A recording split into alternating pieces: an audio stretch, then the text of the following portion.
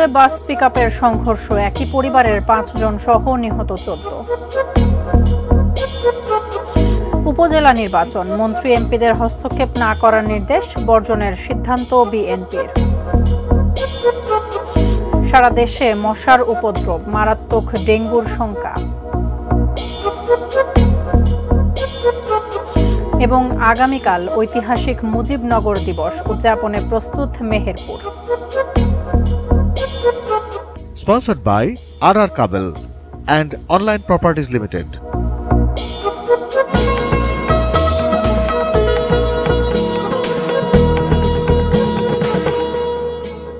ATN news দেখছেন। দেশের খবরের সাথে আছে আমি তাসফিয়া তামান্না। শিরোনামগুলো শুনছিলেন। বিস্তারিত।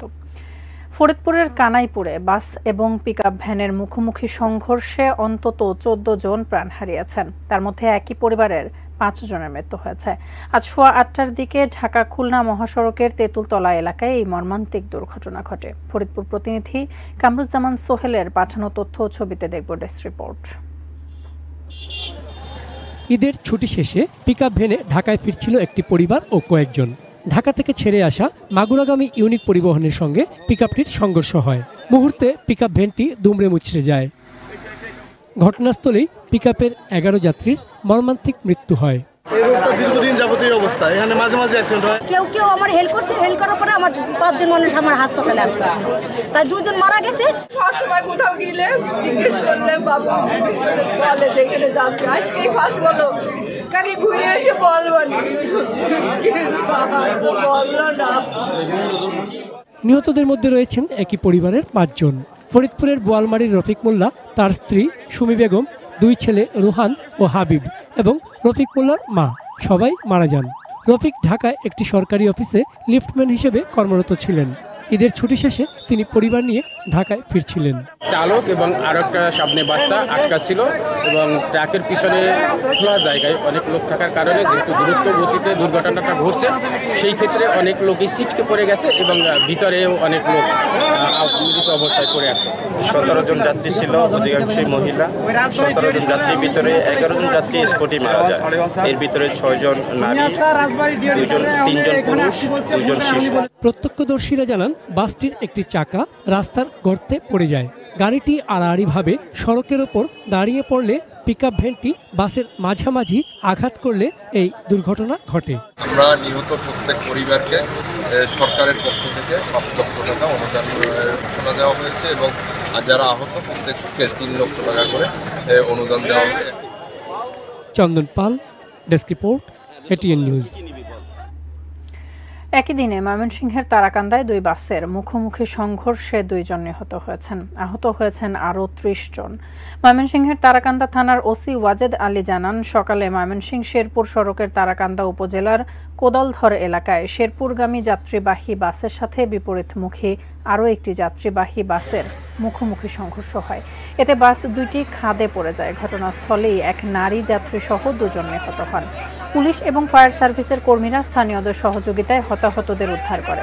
আহত 20 জনকে তারাকান্দা উপজেলা স্বাস্থ্য কমপ্লেক্স এবং ময়মনসিংহ মেডিকেল কলেজ হাসপাতালে ভর্তি করা হয়েছে। হতাহত সবার পরিচয় এখনও পাওয়া যায়নি। দুর্ঘটনার ফলে কিছুক্ষণের জন্য বন্ধ হয়ে যায় যানবাহন চলাচল। এবারে উপজেলা নির্বাচন প্রসঙ্গ। উপজেলা নির্বাচনে কেউ হস্তক্ষেপ করলে কঠোর ব্যবস্থা নেওয়ার হুঁশিয়ারি দিয়েছেন আওয়ামী লীগের সাধারণ সম্পাদক ওবায়দুল কাদের। এছাড়াও মন্ত্রী এমপিদের নির্বাচনে প্রভাব বিস্তার না করার নির্দেশ দিয়েছেন প্রধানমন্ত্রী শেখ হাসিনা। এই কথা জানিয়েছেন ওবায়দুল কাদের। সকালে রাজধানীর ধানমন্ডিতে আওয়ামী লীগের সভাপতির রাজনৈতিক কার্যালয়ে সংবাদ সম্মেলনে ওবায়দুল কাদের আরও বলেন, উপজেলা নির্বাচন শান্তিপূর্ণ এবং সুষ্ঠু করতে কেউ কোনো প্রকার হস্তক্ষেপ করবে না। প্রশাসনের হস্তক্ষেপ করার সুযোগ নেই। নির্বিঘ্নে ভোট দেওয়ার ব্যবস্থা করেছে নির্বাচন কমিশন। ওবায়দুল কাদের আরও বলেন, বিএনপির প্রকাশ্যে উপজেলা নির্বাচনের বিরোধিতা করলেও তাদের অনেকেই নির্বাচনে অংশ নিচ্ছেন। প্রধানমন্ত্রী নির্দেশ দিয়েছেন মন্ত্রী এমপিদের নির্বাচনে প্রভাব বিস্তার না করতে, নির্বাচন যাতে সুষ্ঠু শান্তিপূর্ণ পরিবেশে অনুষ্ঠিত হয়, কেউ কোনো প্রকার হস্তক্ষেপ করবে না, প্রশাসনও কোনো প্রকার কোথাও ইন্টারসেপ্ট করবে না। এদিকে আসন্ন উপজেলা পরিষদ নির্বাচন বর্জন করার ঘোষণা দিয়েছে বাংলাদেশ জাতীয়তাবাদী দল বিএনপি। দুপুরে দলটির সিনিয়র যুগ্ম মহাসচিব রুহুল কবির রিজভী আহমেদ স্বাক্ষরিত এক সংবাদ বিজ্ঞপ্তিতে জানানো হয়, সোমবার রাতে বিএনপির স্থায়ী কমিটির ভার্চুয়াল সভায় নির্বাচন বর্জনের সিদ্ধান্ত নেওয়া হয়েছে। বিবৃতিতে আরও বলা হয়, অগণতান্ত্রিক শক্তি কখনো অবাধ সুষ্ঠু নির্বাচনের মিত্র হতে পারে না। সরকার নির্বাচনের সুষ্ঠু এবং শান্তিপূর্ণ পরিবেশ ক্ষতিগ্রস্ত করে যাচ্ছে। নির্বাচনের সহিংসতার আশঙ্কায় উপজেলা নির্বাচনের অংশীদার না হওয়ার পক্ষে বিএনপি অবস্থান নিয়েছে বলে জানানো হয় সংবাদ বিজ্ঞপ্তিতে। আরও খবর, রাজধানী ঢাকা সহ দেশের বিভিন্ন জেলায় হঠাৎ করেই বেড়েছে মশার উপদ্রব। এতে অতিষ্ঠ সাধারণ মানুষ। কেবল সন্ধ্যা বা রাতে নয়, দিনের বেলাতেও মশার উৎপাত। এমন পরিস্থিতিতে সিটি কর্পোরেশন নানামুখী কার্যক্রম হাতে নিলেও সুফল মিলছে না বলে অভিযোগ নগরবাসীর। বিস্তারিত ডেস্ক রিপোর্টে। কয়েল, অ্যারোসল সহ নানা ওষুধেও দমন করা যাচ্ছে না মশার আক্রমণ। সন্ধ্যার পর রাত যত বাড়ে ততই বাড়তে থাকে মশা বাহিনীর উৎপাত। সিলেট নগরবাসীর অভিযোগ, মশা নিয়ন্ত্রণে সিটি কর্পোরেশনের কাজ করার কথা বললেও সুফল মিলছে না। তবে নগর কর্তৃপক্ষ জানালেন, জনবল সংকটের কারণে একসাথে সব ওয়ার্ডে মশা নিধন কার্যক্রম চালানো যাচ্ছে না। পাবলিক হেলথ প্রোডাক্ট হচ্ছে অনেকটাই স্বল্প মাত্রার, এবং পাবলিক হেলথ প্রোডাক্টের ইউজের একটা রুলস হচ্ছে যে একই ওষুধ আমাদেরকে রিপিটেডলি ইউজ করতে হবে, তাহলে মশাটা কমবে। রাজশাহীতে বদ্ধ ড্রেন, জলাশয় ও ডোবাতে মশার বংশ বিস্তার বাড়ছে। কোনোভাবেই কমছে না মশার উপদ্রব। বাধ্য হয়ে দিনের বেলাতেও মশারি ব্যবহার করছেন অনেকেই। তবে এ বিষয়ে নীরব খোদ সিটি কর্পোরেশন, এমনটাই অভিযোগ এলাকাবাসীর। মশা মারার কোনো ব্যবস্থাই নাই রাজশাহীতে। যত্রতত্র ময়লা আবর্জনা ফেলে রাখা, কচুরিপানায় ভর্তি খাল, পর্যাপ্ত ড্রেনেজ ব্যবস্থা না থাকা, রাস্তাঘাট সহ নগর উন্নয়নের কাজ দীর্ঘদিন ফেলে রাখার ফলে খুলনাতেও বেড়েছে মশার উপদ্রব। মে থেকে সেপ্টেম্বর পর্যন্ত ডেঙ্গুর প্রকোপ বাড়ে। তাই এখনই মশা দমনের কার্যকরী ব্যবস্থা নেওয়ার দাবি নগরবাসীর। মশার গুতো এখানে লোকজন রাত্রি কেউ থাকতে পারে না, সন্ধ্যার পর বিকেল থেকে দিনের বেলাও মশা কামড়ায়। রংপুর নগরীতে মশা প্রজননের হটস্পট ঐতিহাসিক শ্যামাসুন্দরী খাল। ১৩৫ বছর আগে খননকৃত খালটি প্রয়োজনীয় সংস্কারের উদ্যোগ নেই। বাড়ছে ডেঙ্গু এবং অন্যান্য রোগ সংক্রমণের আশঙ্কা। এ নিয়ে কার্যকর পদক্ষেপ নেই রংপুর সিটি কর্পোরেশনের। এমন অতিষ্ঠ হয়ে গেছে মশার জ্বালা, সরকারের পক্ষ থেকে অথবা সিটি কর্পোরেশনের পক্ষ থেকে কোনো উদ্যোগ নাই। একই অভিযোগ নাটোরবাসীর। পৌরসভা থেকে মশা নিধনে নেই কার্যকর কোনো পদক্ষেপ। তবে মশার উপদ্রব কমাতে প্রয়োজনীয় ব্যবস্থা নেওয়ার কথা জানালেন পৌর মেয়র। নাটোর পৌরসভার যে চলমান কার্যক্রম, এটা আরো গতিশীল করা হয়েছে। আমরা বিভিন্ন জায়গায় ঝোপঝাড়, ময়লা আবর্জনা পরিষ্কারের সঙ্গে সঙ্গে আমাদের ড্রেনগুলো পরিষ্কার করছি। তুনাজিনা তনু, ডেস্ক রিপোর্ট, এটিএন নিউজ। ঐতিহাসিক মুজিবনগর দিবস কাল। ১৯৭১ সালে মুক্তিযুদ্ধের এই দিনে মেহেরপুরের বৈদ্যনাথতলা গ্রামের আম্রকাননে স্বাধীন বাংলাদেশের প্রথম অস্থায়ী সরকার আনুষ্ঠানিকভাবে শপথ গ্রহণ করে। যথাযোগ্য মর্যাদায় দিবসটি উদযাপনের প্রস্তুতি মেহেরপুর জুড়ে। মেহেরপুর প্রতিনিধি উম্মে ফাতেমা রোজিনার তথ্য ও ছবিতে ডেস্ক রিপোর্ট। ১৯৭১ সালের ১৭ এপ্রিল মুজিবনগরের আম্রকাননে শপথ নিল বাংলাদেশের প্রথম সরকার। পাঠ করা হলো স্বাধীনতার ঘোষণাপত্র। মেহেরপুরের বৈদ্যনাথতলা হয়ে যায় মুজিবনগর। সেই থেকে দিবসটি পালিত হয় ঐতিহাসিক মুজিবনগর দিবস নামে। এবারও মুজিবনগর দিবস উপলক্ষে পুরো মেহেরপুরে সাজ সাজ রব। স্মৃতিসৌধ ধোয়া মোছা শেষ, প্রস্তুত হচ্ছে শেখ হাসিনা মঞ্চ। ১৭ এপ্রিল সকালে এখানে হবে বিশাল জনসভা, কুচকাওয়াজ ও মনজ্ঞ সাংস্কৃতিক অনুষ্ঠান। এই অনুষ্ঠানে জাতীয় নেতৃবৃন্দ থাকবেন, আমাদের খুলনা ডিভিশনের ১০ জেলার সভাপতি, সাধারণ সম্পাদক সহ জাতীয় সংসদ সদস্যরা উপস্থিত থাকবেন এই অনুষ্ঠানে। সব কিছু ঘিরে আমরা আমাদের পুরো জেলাটাকে আমরা সেভাবে অত্যন্ত জাঁকজমকভাবে সাজাচ্ছি। প্রয়োজনীয় প্রস্তুতি নিয়েছে জেলা প্রশাসন। পুলিশের পক্ষ থেকে নেওয়া হয়েছে নিশ্ছিদ্র নিরাপত্তা ব্যবস্থা। মূল মঞ্চের আশেপাশে আমরা বিভিন্ন যাতে কোনো ধরনের দুর্ঘটনা না ঘটে সে লক্ষ্যে আমাদের specialised team, bomb disposal unit এবং আমাদের সুইপিং টিম এখানে কাজ করবে। প্রচুর পরিমাণে পানি মানুষ খেতে পারে, সেই ব্যবস্থা রেখেছি। আমরা দুটি মেডিকেল টিম রেখেছি এবং এখানে স্যানিটেশন ব্যবস্থা, যেখানে অস্থায়ীভাবে 15টি ল্যাট্রিন ছিল ওটি 30টি করা হচ্ছে। এবং একই সাথে আমরা এখানে কিন্তু কুচকাওয়াজ গার্ড অফ অনারের সামনে খুব বেশি শেড দেওয়া হতো না। তো আমরা চিন্তা করছি যে একটু শেড প্লাস পর্যাপ্ত পরিমাণে ফ্যান রাখবো। এবার বৃহৎ পরিসরে উদযাপন করা হবে দিবসটি। আশা করা হচ্ছে অর্ধলক্ষাধিক মানুষের সমাগম হবে মুজিবনগরে। Saikat Dasgupta, desk report, ATN news. সংবাদের এ পর্যায়ে নিচ্ছে বিরতি, ফিরে এসে আরো যা থাকছে। অষ্টমী স্নান, ব্রহ্মপুত্র নদের তীরে পুণ্যার্থীদের ঢল। আন্তর্জাতিক প্রদর্শনীতে যাচ্ছে ঠাকুরগাঁওয়ের মৃৎশিল্প।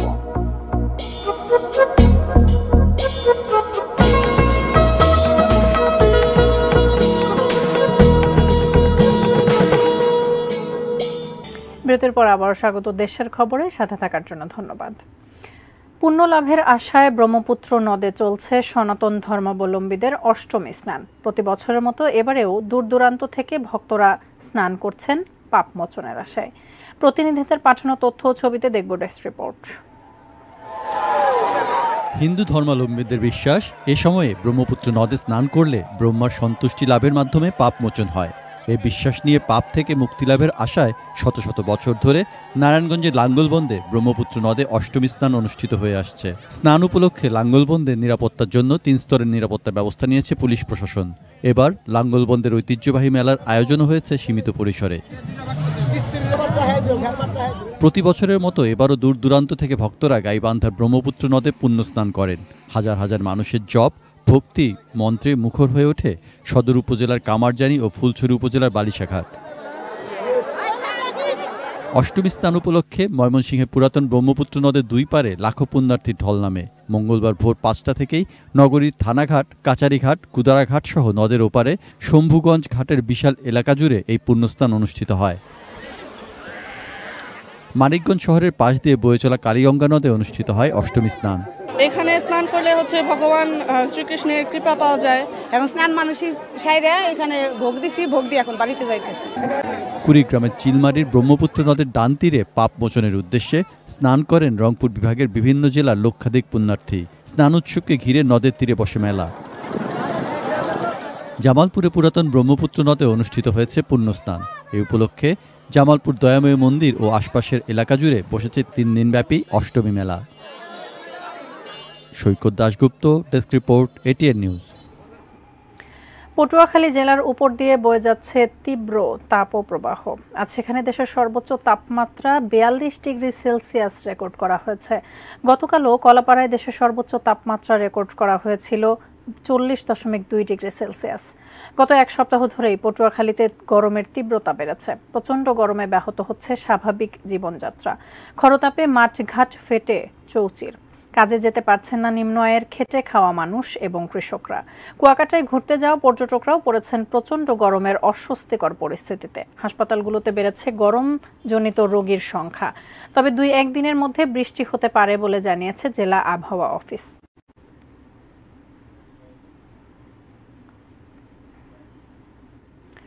হবিগঞ্জে বিলুপ্তপ্রায় বন্যপ্রাণী তক্ষক উদ্ধার করে তা অবমুক্ত করেছেন বন বিভাগের কর্মকর্তারা। সকালে হবিগঞ্জ সদর উপজেলার ভাদুই বিভাগের বন কর্মকর্তার কার্যালয়ে তক্ষকটিকে ছেড়ে দেয়া হয়। গত রোববার রাতে শহরের পুরান বাজার বাসহাটায় আনোয়ার হোসেন নামে একজনের কাছ থেকে তক্ষকটিকে উদ্ধার করে বন বিভাগের কর্মকর্তারা অবমুক্ত করেন। হবিগঞ্জের বন্য প্রাণী ব্যবস্থাপনা এবং প্রকৃতি সংরক্ষণ বিভাগের বিভাগীয় বন কর্মকর্তা মোহাম্মদ জাহাঙ্গীর আলম জানান, তক্ষক ক্ষতিকর পোকামাকড় খেয়ে পরিবেশের ভারসাম্য রক্ষা করে। অথচ কিছু অসাধু ব্যক্তি নিরীহ এই প্রাণীটি নিয়ে অসাধু ব্যবসার ফাঁদ পেতে প্রতারণা করে চলেছে।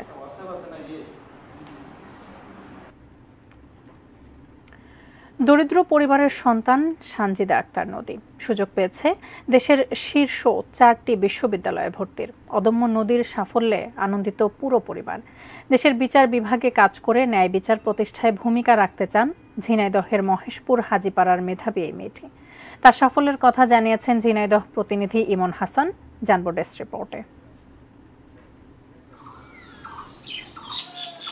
ছোটবেলা থেকেই নদী মেধাবী ছাত্রী। পড়াশোনায় যেমন মনোযোগী, তেমনি বিতর্ক, গান, কবিতা, নাচেও সমান পারদর্শী। পেয়েছেন অনেক পুরস্কার। গৃহস্থালির কাজও করেন নিয়মিত। বাড়তি আয়ের জন্য পোষেন কয়েকটি ছাগল। কাটিতে কাটিতে ধান এলো বর্ষা, একখানি ছোট ক্ষেত আমি একেলা। দিনমজুর বাবা মোহাম্মদ সিরাজুল ইসলাম ও মা সাবিনা ইয়াসমিনের আদরের মেয়ে নদী। গ্রামীণ পরিবেশে বেড়ে ওঠা মেয়েটি দেশের শীর্ষ 4টি বিশ্ববিদ্যালয়ে ভর্তির সুযোগ পেয়েছেন। সন্তানের এমন সাফল্যে নতুন স্বপ্ন বাবা মায়ের চোখে। জানান কত কষ্ট করে সন্তানকে এই পর্যায়ে নিয়ে এসেছেন। অনেক সময় দেখা যাচ্ছে আমার মেয়ে না খেয়েও স্কুলে গিয়েছে, যে পরিমাণ তার মেধা সেই পরে আমার খাতে দিতে পারিনি, সত্যি কথা। ও হয়তো ঘুমিয়ে পড়ছে না, তোমার ঘুমানো যাবে না, এতটুকু খাতে হবে, খেয়ে পড়াশুনো করে তারপর খাওয়ায়ে তারপর ঘুম পড়াইছি। নদীর সাফল্যে খুশি প্রতিবেশীরা, গর্বিত তার শিক্ষক। খুবই খুশি, জানছি যেন আল্লাহ আরো বড় করে। মহেশপুর সরকারি কলেজের জন্য অনন্য সম্মান বয়ে এনেছে, আমরা উচ্ছ্বসিত এবং গর্বিত তার জন্য। দেশের সেরা 4 বিদ্যাপীঠ ঢাকা, জাহাঙ্গীরনগর, চট্টগ্রাম ও রাজশাহী বিশ্ববিদ্যালয়ে ভর্তির সুযোগ পেয়ে তাক লাগিয়ে দিয়েছেন নদী। তবে খুব সহজ ছিল না চলার পথ। থেমে থাকবেন না নদী। রাজশাহী বিশ্ববিদ্যালয়ে আইন বিষয়ে পড়ে ভবিষ্যতে দেশের বিচার বিভাগে কাজ করার দৃঢ় প্রত্যাশা তার।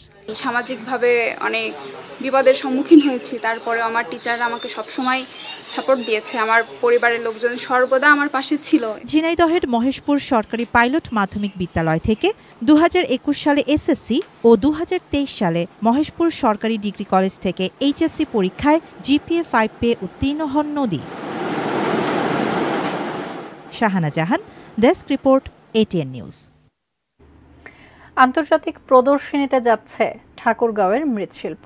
ইউনেস্কোর প্রদর্শনীতে বাংলাদেশের প্রতিনিধিত্ব করবে এই কারুশিল্প। দেশের জন্য বয়ে আনবে সম্মান এবং মর্যাদা। মৃৎশিল্পের বিশ্বযাত্রার শুভক্ষণে মৃৎশিল্পীরা বুনছেন নতুন দিনের স্বপ্ন। ঠাকুরগাঁও প্রতিনিধি MA সামাদের রিপোর্টে বিস্তারিত। ঠাকুরগাঁও সদর উপজেলার আকচা ইউনিয়নের পালপাড়া। এই গ্রামের মৃৎশিল্পের ইতিহাস প্রাচীন। বংশ পরম্পরায় পোড়ামাটির কাজ করে আসছে পরিবারগুলো। মৃৎশিল্প এদেশের ঐতিহ্য, অথচ এদেশেই মাটির বাসনকুসন, হাড়ি পাতিল, খেলনাপাতি বিলুপ্তির পথে। পূর্বপুরুষদের পেশা ছেড়েছে অনেক পাল পরিবার। এমনই কঠিন সময়ে নতুন স্বপ্ন। দেশের মৃৎশিল্পের জাগরণে আকচা পালপাড়ার মৃৎশিল্পীদের নিয়ে প্রশিক্ষণ কর্মশালার আয়োজন করে জয়িতা ফাউন্ডেশন। সনাতন অভিজ্ঞতার সাথে ঘটে আধুনিক শিল্প ভাবনার মেলবন্ধন। চন্দ্রশেখর সাহা তিনি আসেন এবং তিনি একটা গল্পের কাঠামোতে একটা পৌরাণিক কাহিনী থেকে শুরু করে এখানে একটা ট্রেনিং করান। তো সেই ট্রেনিংয়ে তাদের ভিতরেই যে সম্ভাবনাগুলো ছিল সেগুলো একে একে খুঁজে বের করে আনা হয়। যে আমাদের এই যে অমূল্য সম্পদ, আমাদের যে হাজার বছরের যে ঐতিহ্য মৃৎশিল্প, সেটা আমাদের দেশের মানুষ আমরা যেন এটার এই মূল্যটাকে যেন আমরা অনুভব করি এবং সেটা যেন আমরা আমাদের সেই মূল্যায়নটা যেন আমরা করতে পারি। 5 দিনের প্রশিক্ষণ কর্মশালায় অংশ নেন 25 জন নারী। জন্মের পর থেকে যারা পোড়ামাটি দিয়ে জিনিসপত্র তৈরি করেছেন, কর্মশালার মাধ্যমে তারাই সৃষ্টি করেন শৈল্পিক নকশার সুগন্ধি ধূমপানি, নকশি নাও, নকশি পাতিল, ঐতিহ্যবাহী টাপা পুতুল, হাতি, ঘোড়া ও পাখি। তাদের গড়া সেই শিল্পকর্ম মনোনীত হয়েছে ইউনেস্কোর প্রদর্শনীর জন্য। গর্বিত ও আনন্দিত তারা।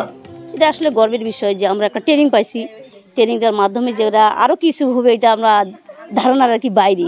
এটা আমাদের জন্য খুবই গর্বিত। ট্রেনিং পাইছি, ট্রেনিংতে আমরা অনেক কিছু জানতেছি, অনেক কিছু বানাইছি। যদি চলে তাহলে আমার ছেলে মেয়েগুলোও শিখবে, আমরা এটাকে ধরে থাকবো। বিশ্ব দরবারে বাংলাদেশের ঐতিহ্য দেশের জন্য বয়ে আনবে আরো সম্মান। তার আগে প্রয়োজন এই মাটির নিজস্ব ঐতিহ্যকে টিকিয়ে রাখা। MA Samad, ATN news, Thakurgaon. দর্শক, সংবাদের শুরুতে যেমনটি জানাচ্ছিলাম, ফরিদপুরের কানাইপুরে বাস এবং পিকআপ ভ্যানের মুখোমুখি সংঘর্ষে 14 জন প্রাণ হারিয়েছেন। তার মধ্যে একই পরিবারের 5 জনের মৃত্যু হয়েছে। এই বিষয়ে আরও বিস্তারিত জানতে আমরা যুক্ত হব আমাদের সহকর্মী AK আজাদের সঙ্গে। আজাদ, এই মুহূর্তে কি অবস্থা? আপনি মেডিকেল কলেজে ছিলেন, সেখানে যে যারা আহত, যারা ভর্তি হয়েছিলেন, তাদের অবস্থা এই মুহূর্তে কি, চিকিৎসকরা কি বলেছেন? এবং সেই সাথে জানাবেন যাদের নাম পরিচয় তখন পর্যন্ত শনাক্ত করা গিয়েছিল না, সেগুলো শনাক্ত করা গিয়েছে কিনা। ধন্যবাদ আপনাকে। হ্যাঁ, 13 জনের সবারই নাম পরিচয় শনাক্ত করা গেছে। আমি এই মুহূর্তে যে জায়গায় অবস্থান করছি, আগের বুলেটিনে বলেছিলাম যে একবারে ঘটনাস্থলের যে স্পটটিতে মুখোমুখি সংঘর্ষ হয় এবং স্পটেই যারা মারা যান সেই ঘটনাটি বলছিলাম। তার পরবর্তীতে আপনাদেরকে বলছিলাম যে আমি যখন বোয়ালমারির ছত্রকান্দা গ্রামের দিকে আসছিলাম, একই পরিবারের 4 জন মারা গেছে। আসলে সেই পরিবারের তারা কারা মূলত এই আজকে প্রাণের বলি হলেন সড়ক দুর্ঘটনায়, কেনই বা তাদের বাড়ি থেকে বের হয়ে যেতে হলো এবং পুরো পরিবারের কি অবস্থা, আশপাশের মানুষজন কি ভাবছেন, সেই বিষয়গুলো নিয়ে কাজ করবার জন্য আমি এইমাত্র এসে এই জায়গাটিতে পৌঁছালাম। সেখানে এসে দেখলাম যে যিনি রাকিব হাসান মিলন, তিনি আমাদের সচিবালয়ে লিফট অপারেটরের কাজ করতেন। ঈদের আগের দিন মানে চাঁদ রাতে তিনি বাড়িতে এসেছিলেন। আজকে এই দুর্ঘটনার বলি হয়ে এখানে যে মানুষজন দেখতে পাচ্ছেন সেই জায়গায় কিছুক্ষণ আগেই তার মরদেহের গোসলটি দেওয়া হয়েছিল এবং সে সহ আমার ক্যামেরার ঠিক পেছনের দিকে তার আরও 2 সন্তান, একজনের বয়স 3 বছর আলভি রোহান, আরেকজন আবু সিনান, তার বয়স 3 বছর, আলভি রোহান 8 বছর বয়স। এই 3 জনের মোটামুটি লাশের গোসল শেষে অপরদিকে শামীমা আক্তার সুমি, তাদের রাকিব হাসান মিলনের স্ত্রী বা এই 2 সন্তানের মা, তাকেও যেখানে মানুষজন দেখতে পাচ্ছেন তার আরও একটু দূরে পেছনে সেই জায়গায় তার গোসল দেওয়া হচ্ছে, তার লাশটিও নিয়ে আসা হবে। আমরা এরই মধ্যে আরেকটি বিষয় আপনাকে জানাতে চাই যে এই পরিবারের আরেকজন জ্যেষ্ঠ সদস্য অর্থাৎ যিনি মারা গেছেন রাকিব হাসান মিলন, তার মা, তিনি অসুস্থ অবস্থায় আজকে তাকে ফরিদপুর থেকে ঢাকায় আইসিইউতে স্থানান্তর করা হয়েছে তার শারীরিক অবস্থার জটিলতার কারণে। আগে থেকে তিনি অসুস্থ ছিলেন। আমরা এই বাড়িতে এসে জানতে পারলাম যে একই পরিবারেই একসঙ্গেই তারা 3 ভাই, তাদের স্ত্রী, সন্তান সবাই মিলে যৌথ পরিবারে বসবাস। আজকে এই দুর্ঘটনার মধ্য দিয়ে, সড়কের প্রাণের বলি হওয়ার মধ্য দিয়ে তাদের বন্ধন ছিন্ন হলো। পরবর্তী বুলেটিনে আপনাকে আরও বিস্তারিত জানানোর চেষ্টা করব তারা কেন, কিভাবে বাড়ি থেকে বের হলেন, প্রকৃত ঘটনাই বা কী ছিল আর কিভাবে সড়কে প্রাণের বলি হলেন। এখনকার মতো এই ছিল আমার কাছে সবশেষ। আজাদ, অসংখ্য ধন্যবাদ আপনাকে আমাদের সাথে যুক্ত হবার জন্য। দর্শক, ফরিদপুরের দুর্ঘটনার সবশেষ খবরাখবর জানাচ্ছিলেন সহকর্মী AK আজাদ। দেশের খবর আজ এ পর্যন্তই। কাল আবারও দেখা হবে একই সময়ে। সে পর্যন্ত সঙ্গেই থাকুন, দেখতে থাকুন ATN নিউজ।